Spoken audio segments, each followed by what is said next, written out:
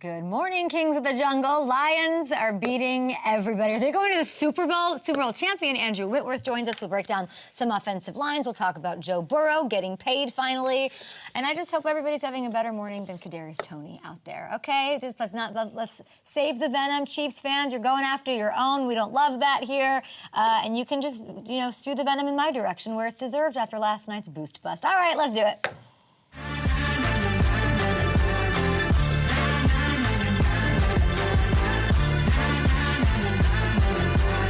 Welcome to the show. Happy Friday. What a big week we've had here. We've had two NFC East quarterbacks squaring off on Sunday Night Football. We're going to drink beer on today's show. We're going to talk about Smirnoff vodka on today's show. Welcoming in our guy, Sam Munson of PFF. I need to control him. Can you hear me?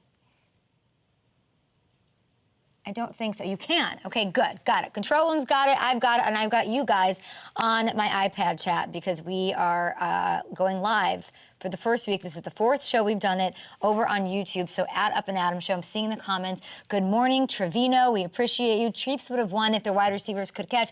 If only somebody mentioned how strange it was that the Chiefs weren't adding any wide receiver help or depth or anything like 19 times a day all offseason. What's going on? Do I think they'll figure it out? Hey, if you want to question Veach and company, that's on you. That's not my bag this morning. We got a lot to talk about.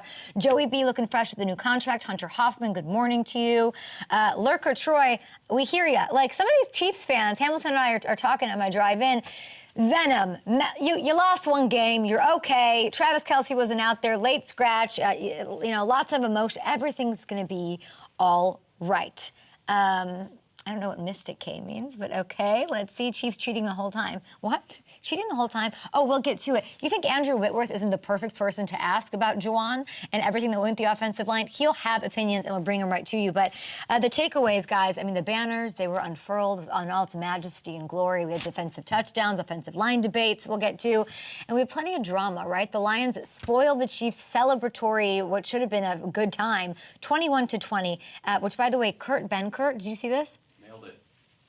Exact score. Like he's the anti-K. Like he's like the bizarro K. Like I'm like 250 plus for Patrick Mahomes. Couldn't do it, but 21-20 in a gritty season opener. Kurt Benkert, come take my chair. Come take my seat. Do it all. And if you guys aren't following him, definitely give him a follow. In case you need any more juice after watching the thriller to kick off the 2023 season, listen to Dan Campbell and what he had to say about his squad last night. Now let me ask you this. Did we expect to win that game? Yeah. We did, and that's exactly what we did. Because we built that fucking way. And everything we talked about was how it went down. We had to be patient, man. Offense, we go all the way down and score. Defense, we need a takeaway. We come out at halftime, we get a huge takeaway. I told you guys we're built for this shit. We can overcome anything as long as you guys just fucking hang with it. We got a ton to clean up when we get back. But until then, enjoy this. On YouTube, Darius Smith saying the Lions are roaring loud and proud today. I want to know what Dan Campbell sounds like this morning. Like, what does his voice sound like after that and after an entire game and raspy and just gone? And he should be so excited, and so should all Lions fans. The NFC North's looking super fun. We haven't even started Sunday action yet. So we know Travis Kelce wasn't out there. We know 95 wasn't out there. We know.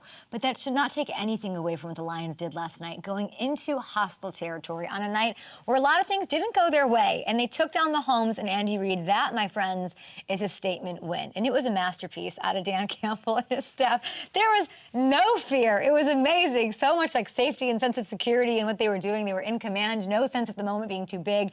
The Lions were on fire. And it all started with Dan Campbell having the stones to do this. And everyone's talking about it at the old water cooler this morning from their own 17-yard line in the first quarter. After two kind of rough-a-rooski drives, this sparked the offense, and it resulted in a 14-play, 91-yard touchdown drive to get Detroit on the board. This set the tone, and the Lions don't win without aggressivo-ness, right? Gutsy calls from Campbell, not just that one, but over and over all night long. So Jared Goff gets a nice win. He picks off right where he leaves off this season. I mean, we saw flashes of brilliance. I mean, people are complaining weirdly about Jahmyr Gibbs and maybe his usage, his like how much he toted the rock in total, but he looked incredible with what we saw.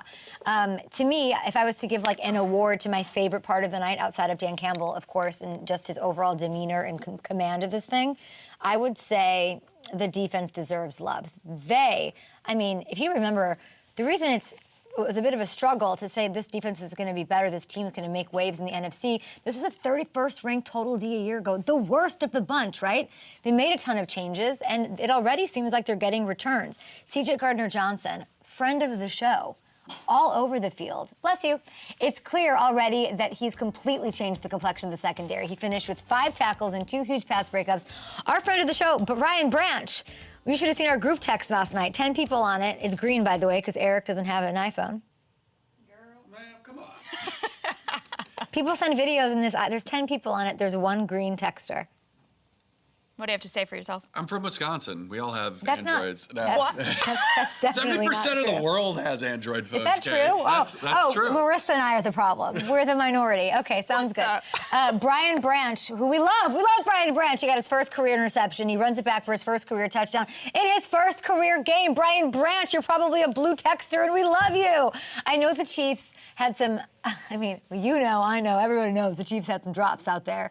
Why does Nelson Aguilar and that clip come to mind of that Philly fan and the fire? Okay, Kelsey wasn't there. That sucked too. But the Lions made big plays, so I'm not talking about what the Chiefs weren't able to do. And if this defense, by the way, has truly taken a step forward, might be too early to say that, and it definitely looked like it did last night, the Lions team can be dangerous in the NFC, and you'll love to see the parody for the plot of 2023. Now, sure, should we get to Tony, you're welcome for the positivity. We appreciate that. C.J. Gardner-Johnson, we tried to get him on the show today. I love him. I want him on the show whenever we can get him.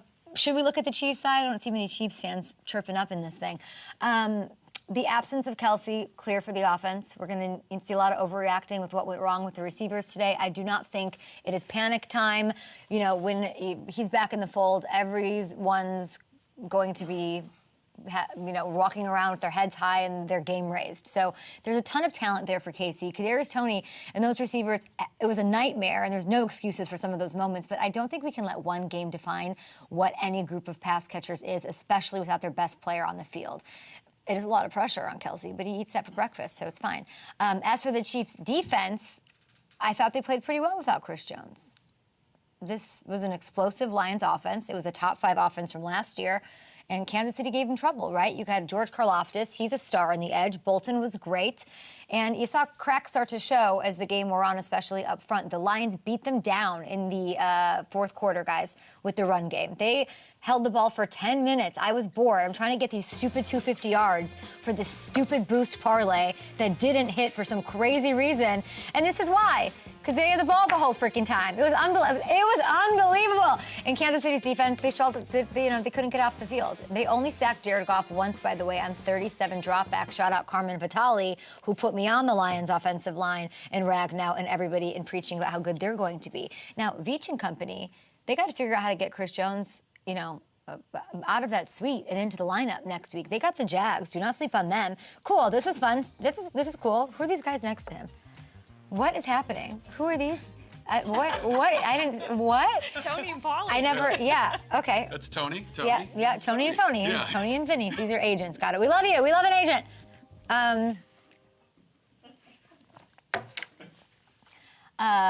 So that's what's going on with that. And they got to get him in the lineup. They got the Jags. That won't be pretty. And, obviously it's great that they have these couple of days to figure it out. And I'm glad they didn't play Kelsey.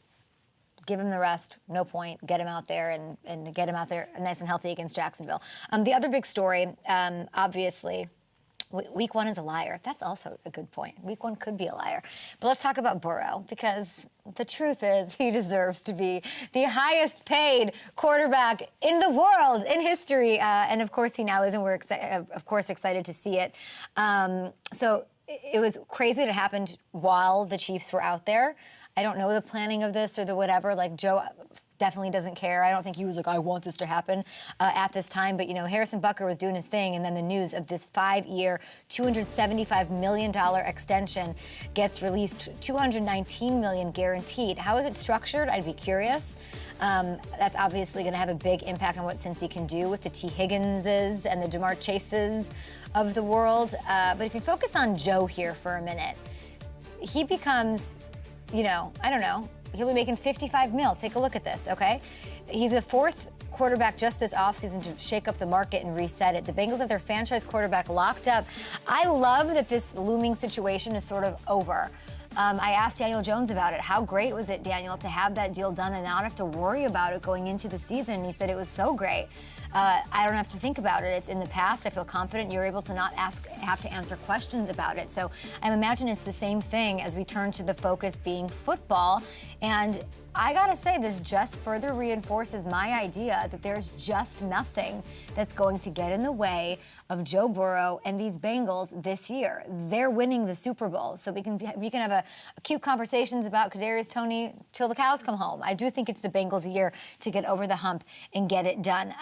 The timing was interesting. I guess we should address it. It was right as the Chiefs-Lions game kicked off, and there's like multiple reports out there that the Bengals got this deal done around noon, way earlier in the day when Burrow was even talking to reporters.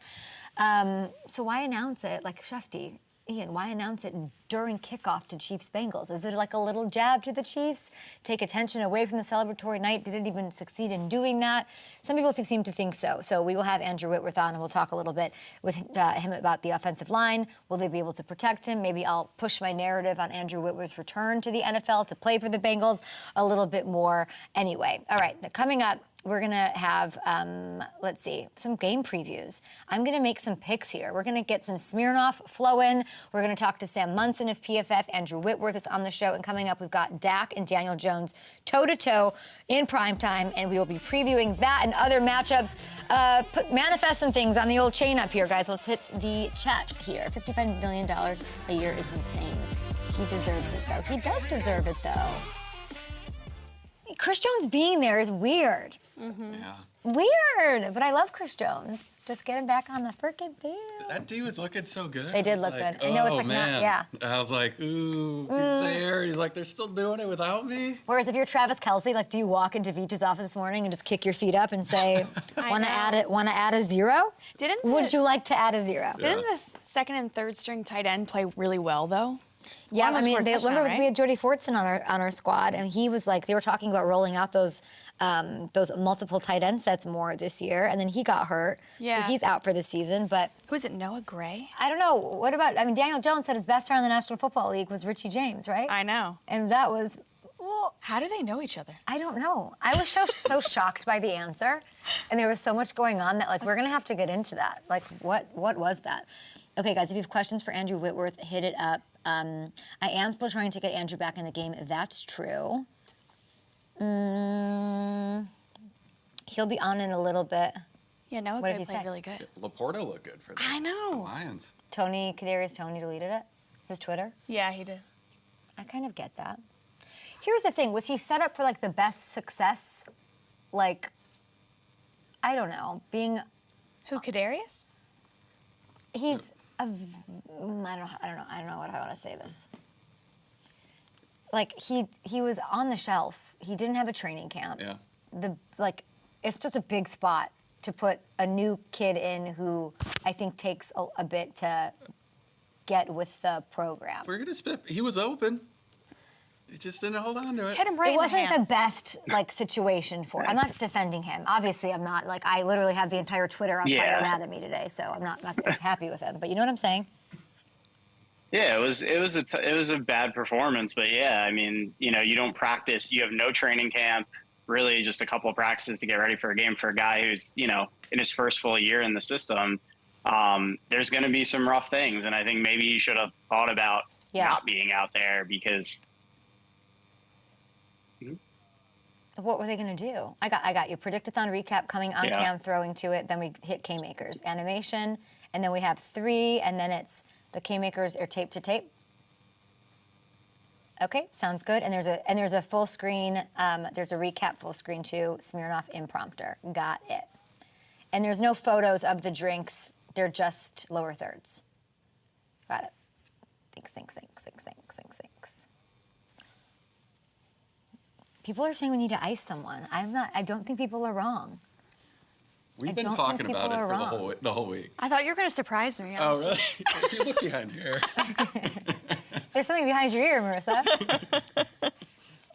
Andrew Whitworth on the show, the Super Bowl champion. We'll talk a little O-line with him. We'll talk about Joe Burrow getting paid with that amazing contract, $219 guaranteed. We'll see how it's stacked, though. We'll see what he thinks about Sunday Night Football, about Jets-Bills Monday night, which I'm going to. Cannot wait for all of that. And then he's got, of course, Amazon taking over, kicking off in week 2 in Philadelphia, and I will be at that game as well, bothering Andrew Whitworth. He's going to be my lead blocker as I try to get nachos at the old link. So today, guys, it's official celebration time. The NFL season is kicked off. We've got a full slate of action on Sunday, but as one door opens, another has to close, and it is the end of Predict-a-thon. It was an 8-day celebration, all thing NFL predictions. Why did we pick 8? Because we thought of the idea 8 days until the season. So here we go. Before we move forward, it's just one more chance to sort of manifest, put out there, and have everybody understand that these are my predictions for the 2023 season. It's the Predict-a-thon recap. A look back at all of Kay's NFL season predictions. And taking us down Predict-a-thon memory lane, Kay Adams. My prediction for MVP is easily Justin Herbert, okay? We have seen him go up and up and up, taking leaps, gaining momentum each successive season of his career. Last year made a playoff appearance, and I think there's plenty of reason to believe this year could be another monumental step forward. Great prediction. My prediction for that team, the team that will be this year's Giants, last place to the playoffs, is the Bears. A bear down prediction. I think Jalen Hurts is going to make history this year. What do I mean by that? I think he becomes the first player ever to throw for 4,000 yards and to run and rush for 1,000 yards in the same season. It's a never happened before. Never happened before prediction. Jahmyr Gibbs will lead all rookies in total yards. Jahmyr Gibbs predict. The Miami Dolphins will not finish below second place in the AFC East. Fins up predict. Derek Carr will pick up his first career playoff win. Ding, ding, ding. We tried this last year, but okay. My prediction is Justin Jefferson will break Calvin Johnson's single-season receiving record. Woo! Record-breaking pick. And the prediction is that the Cincinnati Bengals are winning the Super Bowl. Hold on, okay? The Cincinnati Bengals are winning the Super Bowl. Burrow is healthy as I've ever been going into a season. Give me that. Sign me up. Let's go. 8 amazing predictions. I just want to know, which one am I most right about? Which one are you feeling best about? Which one are you like, you're absolutely crazy? There's no world that Jalen Hurts does that. And how can Jalen Hurts do that and then not be the MVP? That's a good question. Who did I get wrong? What are you feeling? What are you not feeling? What did I miss? You can always round these out with your predictions, guys, at Up and Adams Show. All right, time. I know you guys are setting your lineups. You're heading over to FanDuel Sportsbook and having a little fun. So let's do it. It's the return of Ding Ding K-Makers. Hit it. Oh. All right, we got this weekend's action going on here. Let's start with Christian McCaffrey. These are your anytime touchdown scorers, okay? And he's going to score. He started 13 games for the Niners last year, scoring 13 touchdowns. The Steelers gave up the second most receiving touchdowns to the running back spot last year, and we know that's where he really shines. So we like a Christian. We'll talk to Debo about him on our show as he's joining us every Tuesday. Next up, who's going to score a touchdown? J.K. Dobbins. I mean, he's got a K in his name. The K-makers that kind of work. Listen, he's at full strength for the first time in forever up against a Texans defense that I think will be somewhat improved, of course, but they're still a unit that allowed a whopping 25 scores to the running back spot last year. So ding, ding, punch, punch, uppercut, sure. Finally, Dallas Goedert. He is facing a Patriots defense that gave up 11 scores to the tight end spot a year ago, and now they're without Devin McCourty. So I think we see Goddard find the end zone at least once. So there you have it. Who will score touchdowns? Anytime touchdown scorers, get them in your fantasy lineups. DFS action over at FanDuel. We've got Christian McCaffrey, J.K. Dobbins up against a Texans kind of improved, probably not too much improved defense so far. And Dallas Goedert at the Patriots. Even though they boast a really big defense, I still think he scores at least one. Okay, we've got a Sunday Funday promotion over at FanDuel Sportsbook. 4 profit boosts going for week 1. So you get a boost for the early games, the late games, a Sunday night game, plus an anytime touchdown scorer parlay profit boost. Woo! And you can use that on any matchups, including these K-makers. But this is more of a like, it's on you. I'm not tweeting about a boost that didn't happen 19 million times last night and then roping you into it. No, this is all on you. Profit boost vibes. Put who you think is going to score, and that's fine. And then I will be seeing my therapist later about how to get over the parlay situation that is happening. From parlay to partying, it's only getting started, guys. So get the FanDuel Sportsbook app, download it every Sunday, and have a little fun. All right, let's get to some other stuff, some other business we got to take care of here. At Up and Adam Show with your tweets. I thank you guys for the. Let's not finish setting up the iPad. Tell me, Marissa, any fun things happening over on the chat here? Yeah, someone named Fluffy said, Kay, I'm trying to get Football Mondays a thing at my office, like Summer Fridays, but it starts at noon and you can wear PJs to work and it's okay if you're hungover. Can I get a cosign? You get my cosign. I mean, I barely wear shoes to work every day. Thumbs up. So I think we're okay. I want Football Mondays. We're wearing pajamas on Monday. We work on Sundays. That's true. So there's the thing, but we do drink on Fridays. We do. On the show, and we will be doing that. We're not going to drink in this segment, but it's something that we're going to do every Friday. You want picks? We love alcohol. We're boozy Susies here on the show. So it's Friday, and that means that it's time for the Smirnoff number 21 Sunday Primetime Cocktail Pick'em. And Hamilton, you got to say that 5 times fast, or just give me the picks that are actually going to hit. Are you excited about this? I'm very excited about this. Let's dig into it. All right, so here's how it's going to work. Smirnoff's going to give us 3 questions. We didn't ask them, they asked us. And it's all involving Sunday's primetime showdown between the Cowboys and the Giants. Are you ready to see what the first question is? Let's do it. Okay, here's the first question. So it's brought to you by the Completion Cosmo cocktail, which we love. It sounds delightful and like something I should be drinking right now and in the morning. Here's the question. Which quarterback will complete more than 21 and a half passes? Daniel Jones, Dak, both, or neither? What do you think? Ooh, I think we definitely see Dak get it. I think with Brandon Cooks, this revamped offense, we're hearing he's more comfortable in this Mike McCarthy system than he's ever been before. So I think he gets it. I think the Giants are going to lean on Saquon a lot in this one. So while I think Daniel Jones has a good day, I don't know if he has the volume to hit that number. Okay, I think they both do it. I agree on Dak, but I do think we're going to see a lot of Waller, some Jalen Hyatt action. I don't know if I'm like going after my own heart here with Mr. Daniel Jones here for hanging out and being part of our show. But I don't know. I think they're going to let him let loose a little bit here, and you don't want to wear Saquon out a lot. I feel like early in the season, that's what I would do. So that's the way I'm thinking. I'm going to say both. All right, let's do the second question here. It's brought to you by Smirnoff's 4th Down Driver cocktail. All right, Hammer. Will either team successfully convert a 4th down in the primetime showdown? Yes or no? Oof. I'm going to go with yes. I think we do see it. And I want to throw this out there because McCarthy's been criticized for being too old school, too conservative at times. But since he's been the Cowboys head coach, they've had the 7th most 4th down conversions of any team in the NFL. So I think we see an aggressive McCarthy, and I think we see the Cowboys convert one of these 4th downs. What a sick pup are you that you went and looked that up? I have issues. When did you look that up? What a weird how did you even find that? I have my ways. All right. Well, listen, it's a big statement game for the Giants, too. That's what I'll say. Brian Daboll, aggressive by nature. So I'm going to say yes, and he takes his chances here. I'm going to say yes on that one. All right. Last but not least, I would like to drink this cocktail. This is brought to us by the Hold the Line Lemonade. Do you think either team will be held to 20 points or less in this one? I don't. I think we see some fireworks on Sunday night. Both these offenses made some major upgrades in the offseason, and I think they're both going to be significantly better than they were last year. So I think we get a little bit of a show in primetime. I don't know. I want to point out that before all the upgrades, the last time these two teams met, I did my own research back on Thanksgiving, okay? The Cowboys won 28-20, and I think this one is even more a high scoring. All right, but that's the beauty of this, right? Hammer, we have this amazing partnership, you and I. Now we have one with Smirnoff, so we're loving this. Everybody watching, I'm sure you disagreed with us and you're screaming at your televisions and your phones. Well, shut up and go to FanDuel.com.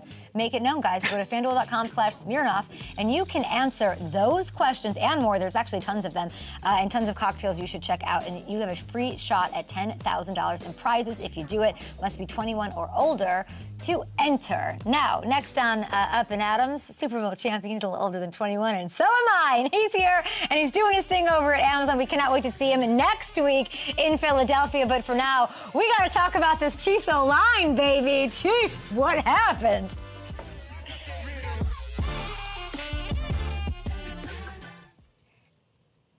I like his background. Okay, so we're doing, I mean, this one is me. Do you guys see this? Yeah. Right, why? It's not programmed, it's me. It's your ISO cam? Yeah. Okay. Guys, the monitor under the prompter is just me. It's just me.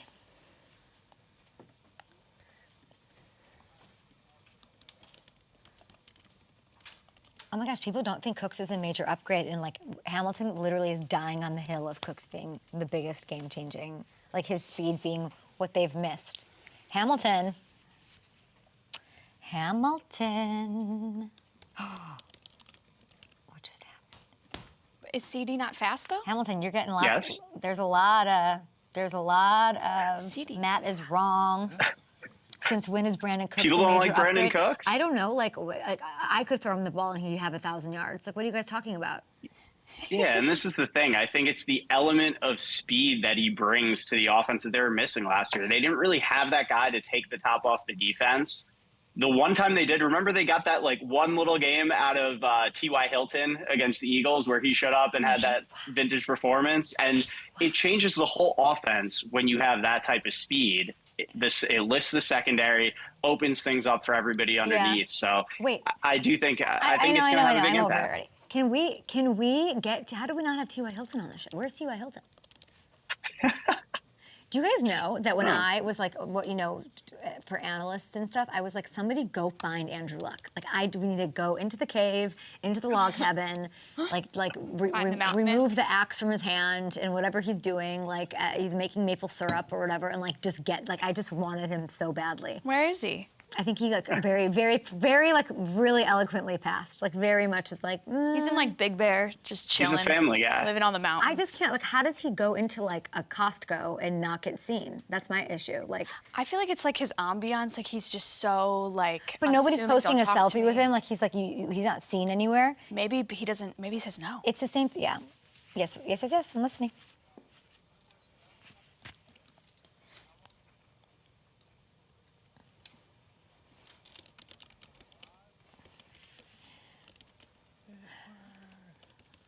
What's the logo, Hamilton? Junior Saints? No, it's the Huguenots, right?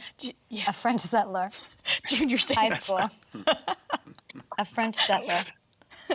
God, if this chat could just become dragging Hamilton, it would be like Drag Hamilton Day. It would just the whole vibe of it. I would just make my whole life because he's the most beloved person in the world. All right, and so is Andrew Whitworth, guys. Let's go.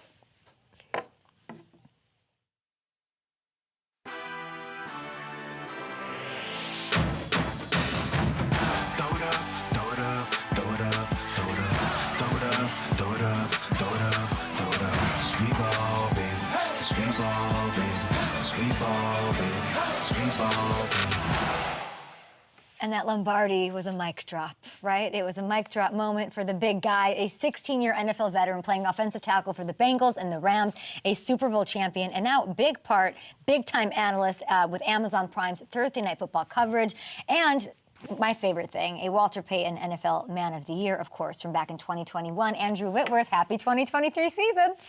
Happy 2023. We're back, baby. Let's go.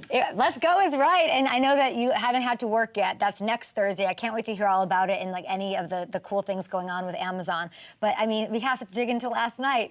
The Lions upsetting the Chiefs. Sure, no Chris Jones, no Travis Kelce.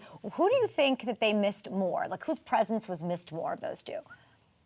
Well, I think obviously, just looking from last night, Travis Kelce, Mahomes, you see again why he is so special. And I don't know what they'd be without him because it seemed like he was almost out there playing by himself a little bit last night. I think obviously he missed his guy, Batman and Robin, man. And so you could see the emotion in Travis's face not being out there. I'm sure as soon as he's back, those two are going to be real happy. But, I think that team's going to be fine. We got to remember they won the Super Bowl last year. They lost to the Colts and went to overtime with the Texans. Like, they're kind of one of those teams that they just have games sometimes where they're just a little off. Do you buy into what Mahomes is saying? Of course, we're not going to hit panic mode, but how much should I, as a fan, believe what he's saying when he says it's good? It's good for these young guys to have this happen right now. What's the truth in that? I think that's the scariest part of really good football teams is that those little setbacks aren't like jaw-dropping moments and, oh, man, everybody panic. They know how good they are, and they realize, hey, this was just a night where we didn't execute the way we should. We dropped balls. We probably up front didn't play as well they expected. But we're fine. We're the Super Bowl champs. We got Patrick Mahomes and Travis Kelce and hopefully Chris Jones soon. And we're going to be right there in it at the end. And I think they truly believe that because you look at them, they have had some of these games where they've played teams that you have, not that Detroit didn't play great last night, and I don't think it's this situation, but they've lost some really ugly games in the past years and still shown up and been in the AFC Championship and made it to the Super Bowl.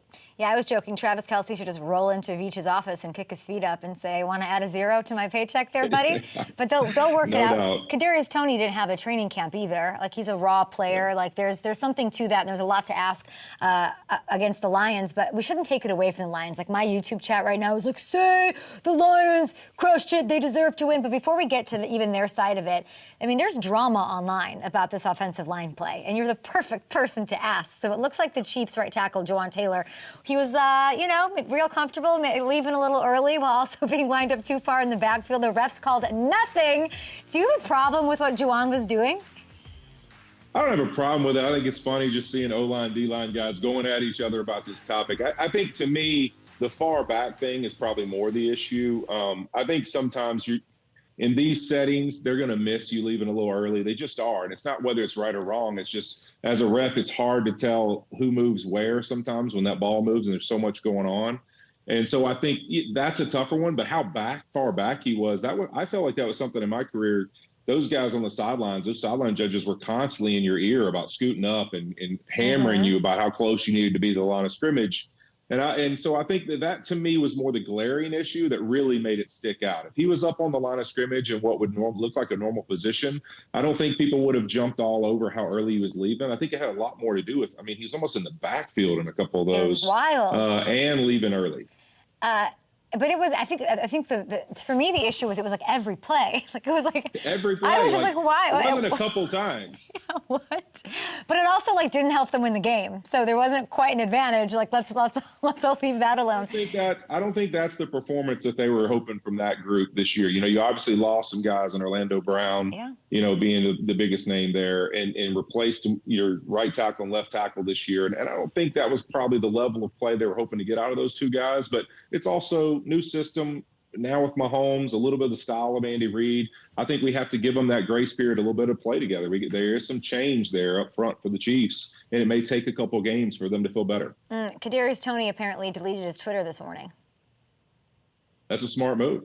I think that, some of those things, you can allow them to create it to linger, and that's the problem. It's like, you got to learn. Everybody's used to it now. Social media, you're going to get crushed as a player. You know it. As an offensive lineman, it's the only thing you probably get, right? You're not going to get a lot of praise. No. So the only chance you got is to mess up and somebody hammer you on social media. So I think just shutting it off for a little while and saying, hey, I don't want to hear any of that. I just want to go back to work, keep telling myself who I am and what I'm confident in. I think that's smart. Now, the Lions side of things, they've been the sexy pick all offseason, as we know, in the NFC North and even beyond. Kelvin Johnson, I've had, everybody's told me how far they're going to go. Their defense worried me. They showed up last night and looked great. Are you a believer in Detroit? I am a believer in Detroit. I thought they played great. I thought the one thing that was a little confusing for me, and I think it's something that will easily get fixed in the coming weeks, is I think they had to maybe adjust to what they thought Steve Spagnuolo would do with Chris Jones out. I thought he did a great job calling the game and giving them some confusing looks at times. And so I thought at times watching them in the run game, I've seen them look much sharper. I thought that they were kind of on the wrong guys a couple of times. You can see some hesitation where they don't know who they have, little confusion up front, even with the tight ends involved. on a couple of those runs early in the game. And that's a team, they're going to lean on their running game because, as we've all said, I thought it was impressive. Jared Goff looked better throwing in the pocket last night, but they're going to be built off running it and throwing play actions. And so they got to run the football well to be able to do that. I mean, my only comment would be play Gibbs more, please. Please? Yeah. He looked so good.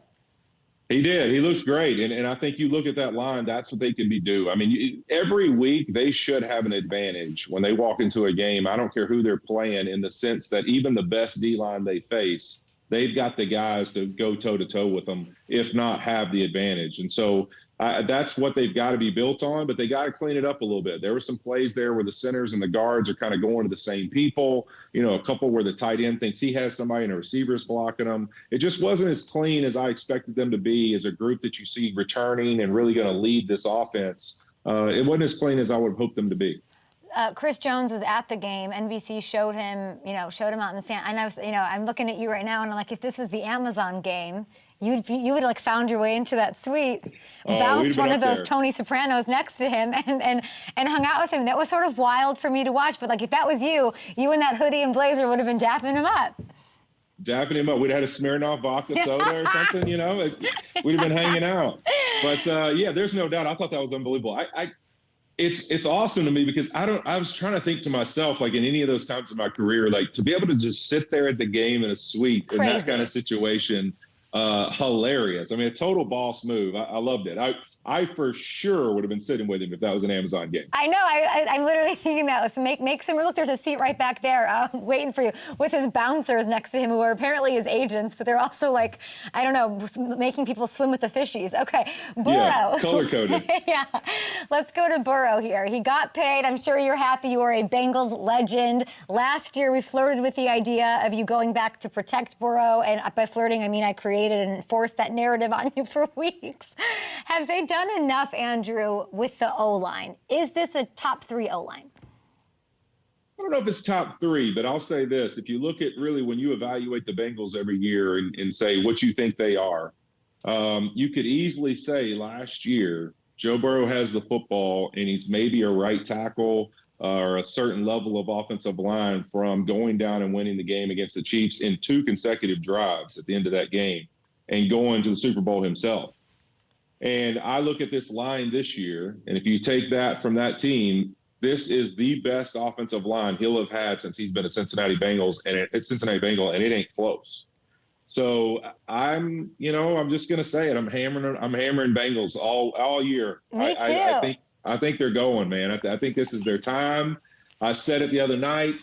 Look, it's Vegas. Things come in threes in Vegas, Kay. You want to hit that slot machine. You want to see 3 sevens, but in this case, third time's the charm. Cincinnati Bengals, 49ers, Super Bowl 16, Super Bowl 23. They lost. Joe Montana, dang it. But this time there's a different Joe, and he's on the other side. I think it's Niners, Bengals, and the Bengals win. I think I did all my predictions, and they were my last one. It just feels set up for that. Him even saying yesterday that I feel the healthiest I've felt going into a season. Chris Collinsworth came on and he said, we've never had that. Then the injury happened, but still, just it all is set up. I got to talk to Orlando Brown. I know the Chiefs, like whatever fans, whatever they thought of him or what they didn't think of him, but I think they're set for success. And it's a big game this week against the Browns. Because, a lot of people are picking the Browns in this one because of Myles Garrett. Myles Garrett historically has given Burrow a really tough time. If you look at the numbers here, hopefully they get their win here, but this offensive line really has to come to play, Andrew. Yeah, this will probably be one of their more challenging games. And the reason is Myles Garrett's a great pocket rusher. I mean, like if you're a pocket quarterback, he's a pretty rhythm guy in the sense that he's a great talent, but that's what he's really special at is these drop back quarterbacks.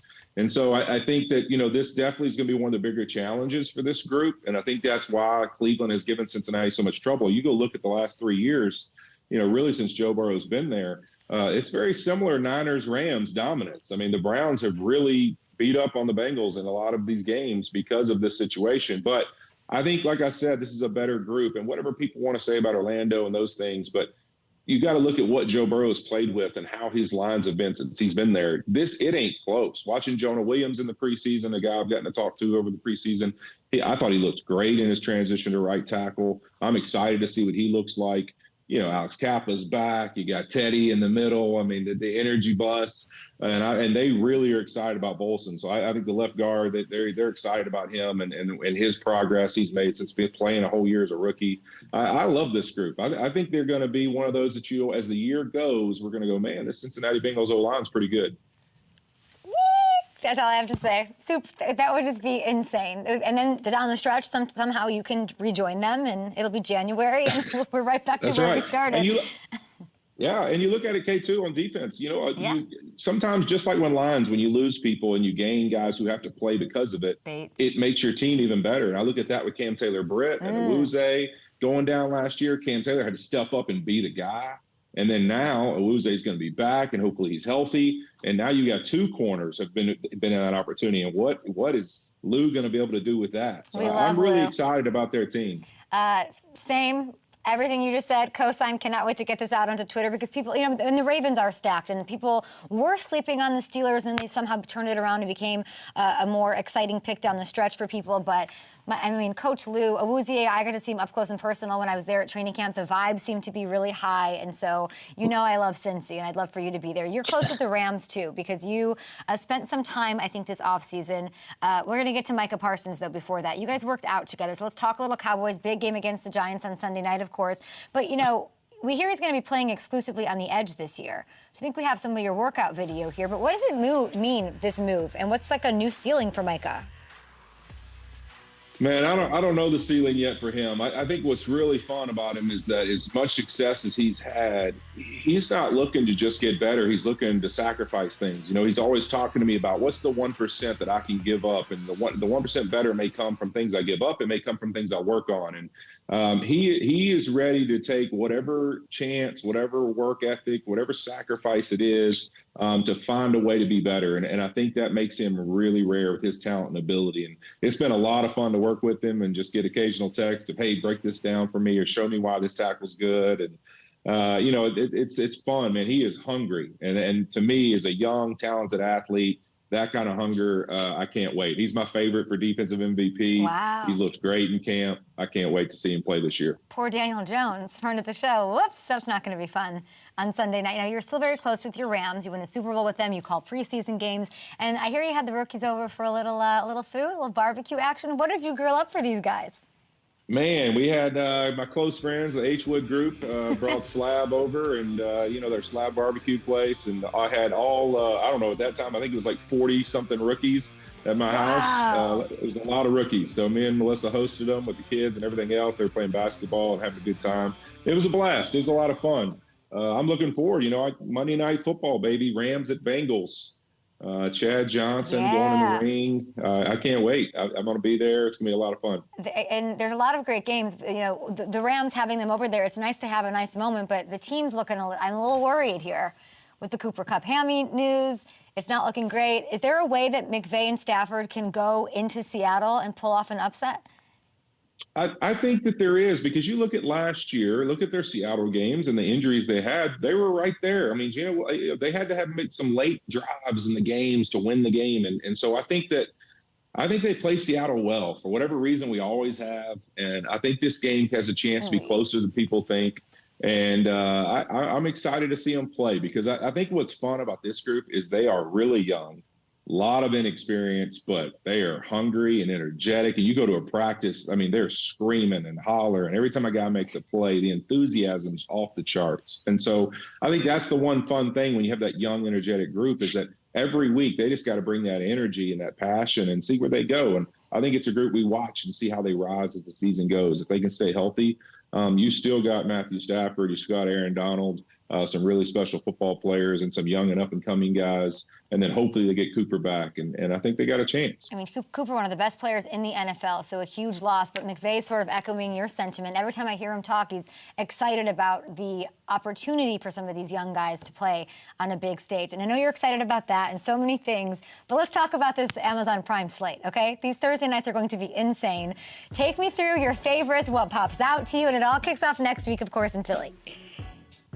Yeah, I can't wait. Vikings, Philly, come on, let's go. The rematch of last year. They had a primetime game. It didn't go very well for the Vikings, but I think they're going to want to show that with Brian Flores and their new weapons, Jordan Addison, some of those guys, they'll be a different team. So I'm looking forward to this game. It's going to be exciting. And really, you look at our first three, man, especially after last night, what a special slate to start with. I mean, the Giants at the Niners, week 2, week 3 for us. I mean, week 2 for us, week 3 for everyone else. And then Green Bay Lions. I'm excited about Baltimore and Cincinnati. It's going to be fun. And, of course, Black Friday, the first ever Black Friday game. Yeah. Dolphins, Jets in New York. It's going to be a lot of fun. I think our whole crew's spending the week in New York that week, bouncing around the city. So it's going to be a blast. That's amazing. Any changes this year? Are you just going to be all over the stadium again? Like, what are you most looking forward to? I'm going to be everywhere, Kay. You know how I do. I'm looking for a good time. Hey, listen, you already got me with all those Smirnoff ads. I'm looking for a vodka soda already. It's 9 a.m. So I'm looking forward to having a good time and having fun. That's the best part of our crew, man. We have a lot of fun and a lot of freedom to just be ourselves. And we can't wait to get all of you back together, the traveling circus, as I say it, and get after it. Maybe you could do a traveling barbecue thing and just have all the rookies from all the squads on Thursday night roll by. That would be quite a party with you and Melissa. That's it. Hey, I'm in. You know what? If somebody wants to provide the barbecue, I'm in. I don't know if I can cook for that many guys. There's the chat here on YouTube is all about wanting to have a barbecue, like a dream barbecue with Andrew Whitworth. Even though you're sitting in like a boardroom that's straight out of like a '90s movie of like an executive firing someone. Like you have like a Death Star set up over there. Business. That's right. I got Walter back here. We're good. Yeah. Andrew Whitworth, we so appreciate you and your analysis and your sort of allowing Juwan to do whatever he wants as long as he doesn't get caught, and you being amused by it just sort of made my day. I love it. Hey, I just want to make the D-line mad. If I can get him a little edged, anytime I can make the D-lineman aggravated, even now in retirement, I'm happy. That's it. Retirement-ish. We're just going to leave it there. Let's not speak in absolutes. Let's not. Bengals, I'm just saying, week 18, nice little short-term contract. I'm into it, and I will always advocate for it. We appreciate you. Thank you, Andrew. Thank you, Kay. I always appreciate you having me on. We cannot wait to see you next week in Philadelphia. The Vikings will be in town. Can't wait to see that entire crew doing their thing for Amazon Prime Thursday night football. All right, I hit you with some K-makers. Pop, pop, pop. The guys that I think that will score touchdowns. The guys like Christian McCaffrey, who will have a good chance. The guys like Dallas Goedert. But we have so much football this weekend, and it's time for some DFS. You play daily fantasy. I play daily fantasy. So let's get some guys that I promise you will be in my lineups for Sunday afternoon slate. At quarterback, my sleeper of the year is Sam Howell. He's going up against a rough-looking Cardinals defense. Looks like Terry McLaurin's recovered from that toe injury, so he'll have this, full complement of weapons out there. I have said this is the most slept-on offense, most slept-on trio of wide receivers. So Howell's going to have himself a day. At running back, Khalil Herbert, I think we see him make a statement in his first game as the Bears lead back against the Packers run defense, guys. That, I know it's a different year. We shouldn't look back to last year, but it's all we have, right? They were 26th in the league last season, and I think he's in a good spot here. And then Christian Kirk, we haven't talked enough Jags on the show. He's been a sleeper. I've talked about this offseason. He did score 3 touchdowns against the Colts over their 2 matchups last year. That's always the thing I look at with divisional splits. And I think he just has and starts what is going to be a nice campaign to keep shutting everybody up about what he was paid last offseason. All right, we're going to take a break here. I'm loving the comments. Everybody keep pushing the short-term contract. Listen, it might finally get through to him, right? We're just manifesting. We would just like it to happen. You're telling me if they're playoff bound, which they will be, or Super Bowl bound, that wouldn't be like the coolest storyline? Pull a Weddle? Get another ring? Let's do it. Up next, we've got PFF lead NFL analyst Sam Munson on the program. And I haven't seen him in like months and months. So he's going to make, I promise you this, he will make you smarter. I'll tell you why in the break right here. All right. So Sam is here, guys. And Sam was on our show all last year.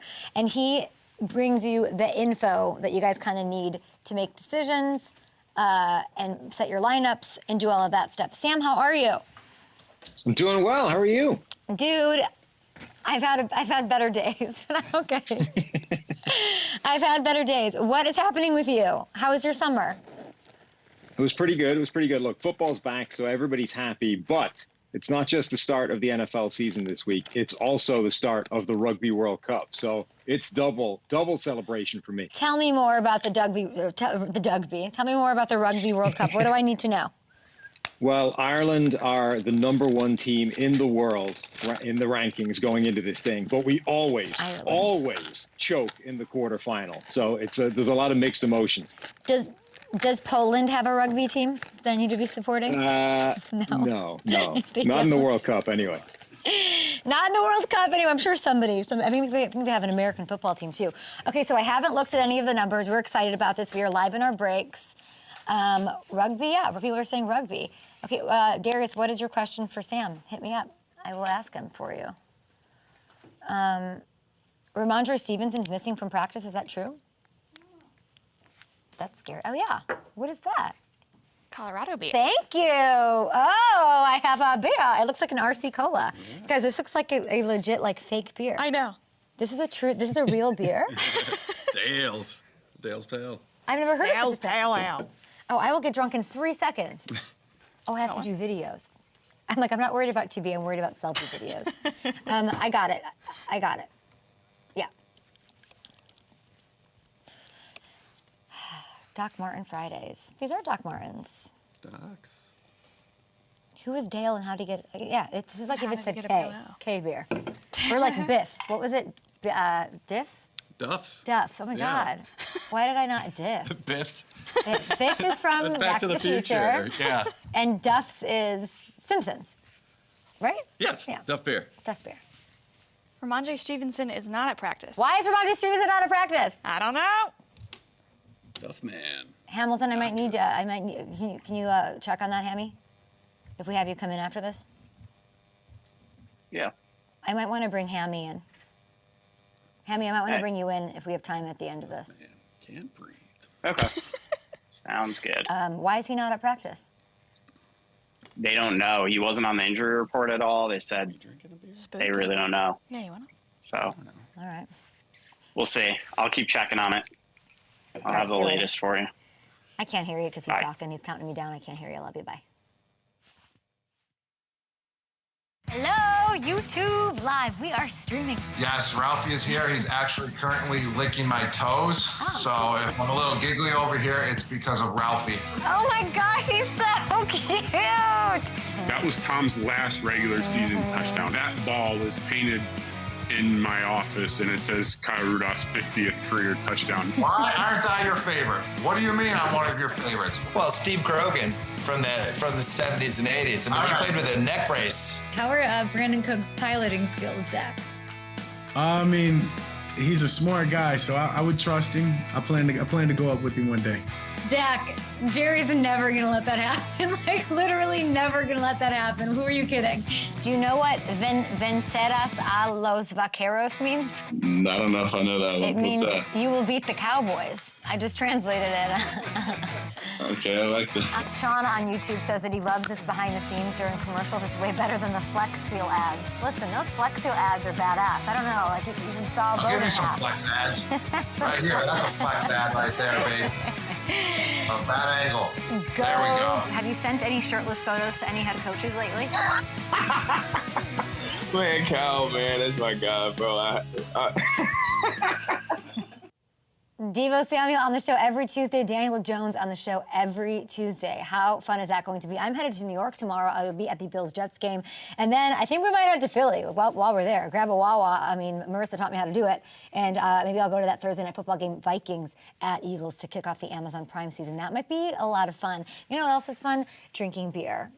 Let's bring in Sam Munson. We love PFF. We love Pro Football Focus. We love information. And here's the truth. I want to make sure that everyone out there has the best information for when you're in a bargument at happy hour, for when you're placing your bets at FanDuel Sportsbook, when you're making your fantasy choices on Sunday. And I've missed you, Sam Munson, and I've missed drinking an 8 a.m. beer with you every Friday. You are the PFF lead NFL analyst and co-host of the PFF NFL show. And here's to, I don't know, Dale, whoever Dale is. What are you drinking? Well, it's the Ireland season, so it's got to be the Guinness. We've got to stay with what we know. You know, I don't know if you knew this, but the Ireland rugby season also started. Yeah, going into the World Cup, big month. Yeah, I'm glad I could tell you that, because if you have any questions about it or anything, like Poland doesn't have a team in the World Cup, but I will tell you all that you need to know. You're here. I'll send you an email. Yeah, we like to get PFF'd up. That's what we do on a Friday, okay? So I've got this Dale's Pale Ale from Colorado, and truly this is in honor of not only Dion and everything he did, but when I saw what Dion did, and I'm not a college football gal, all it made me think, if you're a Broncos fan, you've got to be thinking, man, I don't know, Sean Payton has that kind of juice. He can do that. He's a culture change top to bottom guy. He can make that happen. So here's to you, Broncos. I just have a feeling you're going to take care of the Chandler Jones-less Raiders this weekend. Now, first up, over at PFF, you cranked out a number of 66.2. Okay, now I'm watching The Bear, finally, and I feel like that's the number of times I hear cousin every time I watch an episode. Is that true? That was Russell Wilson's PFF grade last season. By far the worst of his career. Like 13 grading points, I think, lower than any other season. That's the task Sean Payton has. Turn that around, get him back to being the Russell Wilson that we saw previously when he was one of the best quarterbacks in the league. They got the Raiders, like I said, a defense that struggled last year. They're throwing him into the fire. I cannot wait to see what Russell does. Okay, now the number 1.7, that's a baby number. Is that the number of parlays I'm going to win this season? So it doesn't sound like much, but that's the difference in average depth of target between Justin Herbert last year and Dak Prescott last year. Now, obviously, Kellen Moore comes over to help unlock this extra layer of aggression in Justin Herbert and try and get him, closer to one of the more aggressive quarterbacks in the league, not one of the more conservative ones. So having Rashawn Slater, who I saw up close and personal, having him back should help Herbert hold the ball longer. He can push downfield. And then they've got the Dolphins, Jalen Ramsey-less secondary. So I'm excited to see, this is my MVP campaign for Herbert. The next number is 90.8. That's the chance that I'm going to tailgate with a Gotham City crew outside of MetLife on Monday night. Jets, Bills? Sounds low. That's Javon Hargrave's PFF grade last year, the pass rushing grade. That's what Philadelphia has to replace in terms of interior pressure, whether it's Jalen Carter, whether it's Milton Williams. They've got an incredibly good player leaving. They need to restock. Everyone's going to be focused on Bosa's return, of course, against the Steelers, but I'm sure Hargrave's going to make an impact, like you're saying. Okay, how about the number? This is the next one they're telling me, 5.1. I think is at the time on average per show all offseason. I mentioned how the Chiefs should probably add a wide receiver. Yeah, it's only getting more after last night. 5.1 is the average that Justin Fields had when he had a short pass last season. Anything under 10 yards. That was the lowest in the NFL. That's what DJ Moore has been brought in to fix. We saw what could happen in preseason. That's the number that's got to go up for Justin Fields this year. All right, we got one more. Let's squeeze it in here. I'm going to go with 6.3. What is the number 6.3%? Kenny Pickett's big-time throw rate in the second half of last season trailed only Josh Allen. Whoa. All right. Well, that's crazy. That's kind of an insane number. By the way, I think Deontay Johnson's going to score. I'm just saying that. Bonus K-maker for me. We appreciate you, Sam. All of our guests this week wrapping it up with a beer on Up and Adams. And we'll see you Monday.